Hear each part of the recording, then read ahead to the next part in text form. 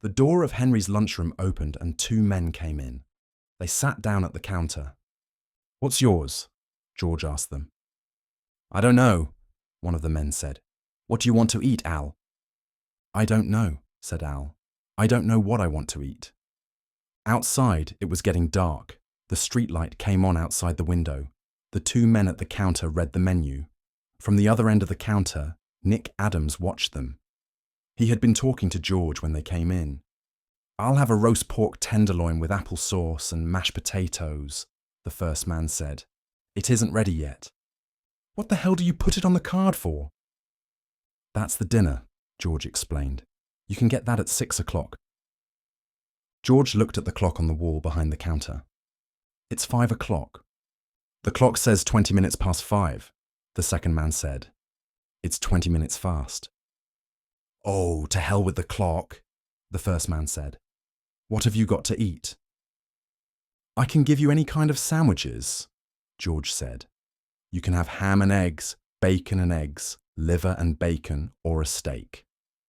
"Give me chicken croquettes with green peas and cream sauce and mashed potatoes." "That's the dinner." "Everything we want's the dinner, eh? That's the way you work it." "I can give you ham and eggs, bacon and eggs, liver." "I'll take ham and eggs," the man called Al said. He wore a derby hat and a black overcoat buttoned across the chest. His face was small and white, and he had tight lips. He wore a silk muffler and gloves. "Give me bacon and eggs," said the other man. He was about the same size as Al. Their faces were different, but they were dressed like twins. Both wore overcoats too tight for them. They sat leaning forward, their elbows on the counter. "Got anything to drink?" Al asked. "Silver beer, Bevo, ginger ale," George said. "I mean, you got anything to drink?" "Just those," I said. "This is a hot town," said the other. "What do they call it?" "Summit." "Ever hear of it?" Al asked his friend. "No," said the friend. "What do you do here nights?" Al asked. "They eat the dinner," his friend said. "They all come here and eat the big dinner." "That's right," George said. "So you think that's right?" Al asked George. "Sure. You're a pretty bright boy, aren't you?" "Sure," said George. "Well, you're not," said the other little man. "Is he, Al?" "He's dumb," said Al. He turned to Nick. "What's your name?" "Adams." "Another bright boy," Al said. "Ain't he a bright boy, Max?" "The town's full of bright boys," Max said. George put the two platters, one of ham and eggs, the other of bacon and eggs, on the counter. He set down two side dishes of fried potatoes and closed the wicket into the kitchen. "Which is yours?" he asked Al. "Don't you remember?" "Ham and eggs." "Just a bright boy," Max said. He leaned forward and took the ham and eggs. Both men ate with their gloves on. George watched them eat. "What are you looking at?" Max looked at George. "Nothing. The hell you were. You were looking at me." "Maybe the boy meant it for a joke, Max," Al said. George laughed. "You don't have to laugh," Max said to him. "You don't have to laugh at all, see?" "All right," said George. "So he thinks it's all right." Max turned to Al. "He thinks it's all right. That's a good one." "Oh, he's a thinker," Al said. They went on eating. "What's the bright boy's name down the counter?" Al asked Max. "Hey, bright boy," Max said to Nick. "You go around on the other side of the counter with your boyfriend." "What's the idea?" Nick asked. "There isn't any idea." "You better go around, bright boy," Al said. Nick went around behind the counter. "What's the idea?" George asked. "None of your damn business," Al said. "Who's out in the kitchen?" What do you mean that cooks." "Tell him to come in." "What's the idea?" "Tell him to come in." "Where do you think you are?" "We know damn well where we are," the man called Max said. "Do we look silly?" "You talk silly," Al said to him. "What the hell do you argue with this kid for?" "Listen," he said to George. Tell the net to come out here. What are you going to do to him? Nothing. Use your head, bright boy. What would we do to a George opened the slit that opened back into the kitchen. Sam, he called, come in here a minute. The door to the kitchen opened and the N came in. What was it? He asked. The two men at the counter took a look at him. All right, and, you stand right there, Al said. Sam, the N, standing in his apron, looked at the two men sitting at the counter. Yes, sir, he said. Al got down from his stool. I'm going back to the kitchen with the N. And bright boy, he said. Go on back to the kitchen. You go with him, bright boy. The little man walked after Nick and Sam, the cook, back into the kitchen. The door shut after them. The man called Max sat at the counter opposite George. He didn't look at George, but looked in the mirror that ran along back of the counter. Henry's had been made over from a saloon into a lunch counter. Well, bright boy, Max said, looking into the mirror, why don't you say something? What's it all about? Hey, Al, Max called. Bright boy wants to know what it's all about. Why don't you tell him? Al's voice came from the kitchen. What do you think it's all about? I don't know. What do you think? Max looked into the mirror all the time he was talking. I wouldn't say. Hey, Al, bright boy says he wouldn't say what he thinks it's all about. I can hear you all right, Al said from the kitchen. He had propped open the slit that dishes passed through into the kitchen with a catsup bottle. Listen, bright boy, he said from the kitchen to George. Stand a little further along the bar. You move a little to the left, Max. He was like a photographer arranging for a group picture. Talk to me, bright boy, Max said. What do you think's going to happen? George did not say anything. I'll tell you, Max said. We're going to kill a Swede. Do you know a big Swede named Ole Anderson? Yes. He comes here to eat every night, don't he? Sometimes he comes here. He comes here at 6 o'clock, don't he? If he comes. We know all that, bright boy, Max said. Talk about something else. Ever go to the movies? Once in a while. You ought to go to the movies more. The movies are fine for a bright boy like you. What are you going to kill Ole Anderson for? What did he ever do to you?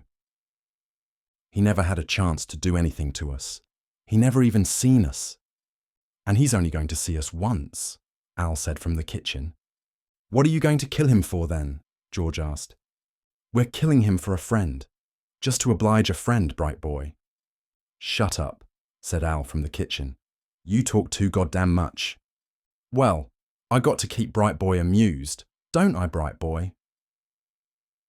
You talk too damn much, Al said. The Nen and my bright boy are amused by themselves. I got them tied up like a couple of girlfriends in the convent. I suppose you were in a convent. You never know. You were in a kosher convent. That's where you were. George looked up at the clock. If anybody comes in, you tell them the cook is off, and if they keep after it, you tell them you'll go back and cook yourself. Do you get that, bright boy?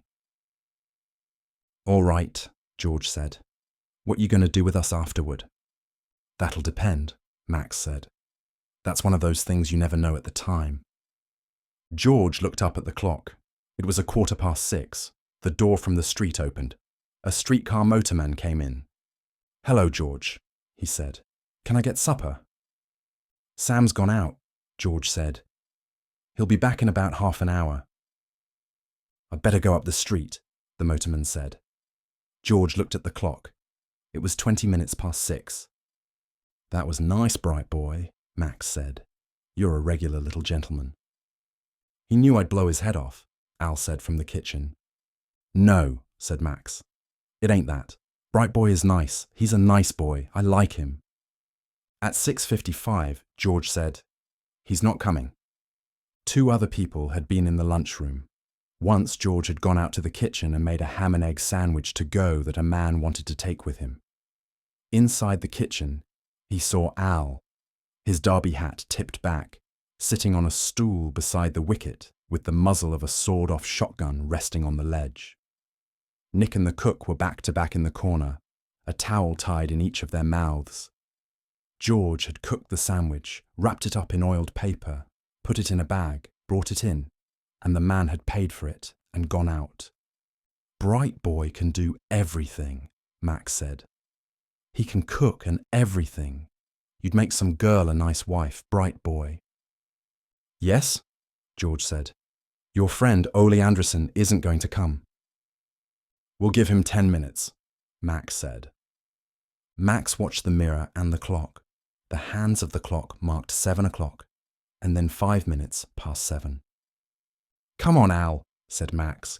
"We better go. He's not coming." "Better give him 5 minutes," Al said from the kitchen.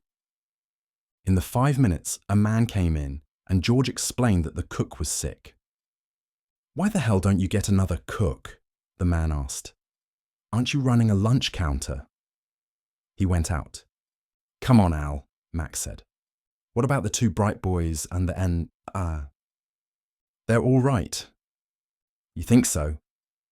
"Sure. We're through with it." "I don't like it," said Al. "It's sloppy. You talk too much." "Oh, what the hell," said Max. "We got to keep amused, haven't we?" "You talk too much all the same," Al said. He came out from the kitchen. The cut-off barrels of the shotgun made a slight bulge under the waist of his too tight-fitting overcoat. He straightened his coat with his gloved hands. "So long, bright boy," he said to George. "You got a lot of luck." "That's the truth," Max said. "You ought to play the races, bright boy." The 2 of them went out the door. George watched them, through the window, pass under the arc light and cross the street. In their tight overcoats and derby hats, they looked like a vaudeville team. George went back through the swinging door into the kitchen and untied Nick and the cook. "I don't want any more of that," said Sam the cook. "I don't want any more of that." Nick stood up. He'd never had a towel in his mouth before. "Say," he said. "What the hell?" He was trying to swagger it off. "They were going to kill Ole Anderson," George said. "They were going to shoot him when he came in to eat." "Ole Anderson?" "Sure." The cook felt the corners of his mouth with his thumbs. "They all gone?" he asked. "Yeah," said George. "They're gone now." "I don't like it," said the cook. "I don't like any of it at all." "Listen," George said to Nick. "You better go see Ole Anderson." "All right." "You better not have anything to do with it at all," Sam, the cook, said. "You better stay way out of it." "Don't go if you don't want to," George said. "Mixing up in this ain't going to get you anywhere," the cook said. "You stay out of it." "I'll go see him," Nick said to George. "Where does he live?" The cook turned away. "Little boys always know what they want to do," he said. "He lives up at Hirsch's rooming house," George said to Nick. "I'll go up there." Outside, the arc light shone through the bare branches of a tree. Nick walked up the street beside the car tracks and turned at the next arc light down a side street. 3 houses up the street was Hirsch's rooming house. Nick walked up the 2 steps and pushed the bell. A woman came to the door. "Is Ole Anderson here?" "Do you want to see him?" "Yes, if he's in." Nick followed the woman up a flight of stairs and back to the end of a corridor. She knocked on the door. "Who is it?" "It's somebody to see you, Mr. Anderson," the woman said. "It's Nick Adams. Come in." Nick opened the door and went into the room. Ole Anderson was lying on the bed with all his clothes on. He had been a heavyweight prizefighter, and he was too long for the bed. He lay with his head on 2 pillows. He did not look at Nick. "What was it?" he asked. "I was up at Henry's," Nick said, "and 2 fellows came in and tied up me and the cook, and they said they were going to kill you." It sounded silly when he said it. Ole Anderson said nothing. "They put us out in the kitchen," Nick went on. "They were going to shoot you when you came in to supper." Ole Anderson looked at the wall, and did not say anything. George thought I better come and tell you about it. There isn't anything I can do about it, Ole Anderson said. I'll tell you what they were like. I don't want to know what they were like, Ole Anderson said. He looked at the wall. Thanks for coming to tell me about it. That's all right. Nick looked at the big man lying on the bed. Don't you want me to go and see the police? No, Ole Anderson said. That wouldn't do any good. Isn't there something I could do? Number. There ain't anything to do. Maybe it was just a bluff. Number it ain't just a bluff. Ole Anderson rolled over toward the wall. The only thing is, he said, talking toward the wall, I just can't make up my mind to go out. I've been in here all day. Couldn't you get out of town? No, Ole Anderson said. I'm through with all that running around. He looked at the wall. There ain't anything to do now. Couldn't you fix it up some way? Number I got in wrong. He talked in the same flat voice. There ain't anything to do. After a while I'll make up my mind to go out. I better go back and see George, Nick said. So long, said Ole Anderson. He did not look toward Nick. Thanks for coming around. Nick went out. As he shut the door, he saw Ole Anderson with all his clothes on, lying on the bed looking at the wall. He's been in his room all day, the landlady said downstairs. I guess he don't feel well. I said to him, Mr. Anderson, you ought to go out and take a walk on a nice fall day like this. But he didn't feel like it. He doesn't want to go out. I'm sorry he don't feel well, the woman said. He's an awfully nice man. He was in the ring, you know. I know it. You'd never know it except from the way his face is, the woman said. They stood talking just inside the street door. He's just as gentle. Well, good night, Mrs. Hirsch, Nick said. I'm not Mrs. Hirsch, the woman said. She owns the place. I just look after it for her. I'm Mrs. Bell. Well, good night, Mrs. Bell, Nick said. Good night, the woman said. Nick walked up the dark street to the corner under the arc light, and then along the car tracks to Henry's eating house. George was inside, back of the counter. Did you see Ole? Yes, said Nick. He's in his room and he won't go out. The cook opened the door from the kitchen when he heard Nick's voice. I don't even listen to it, he said, and shut the door. Did you tell him about it? George asked. Sure. I told him, but he knows what it's all about.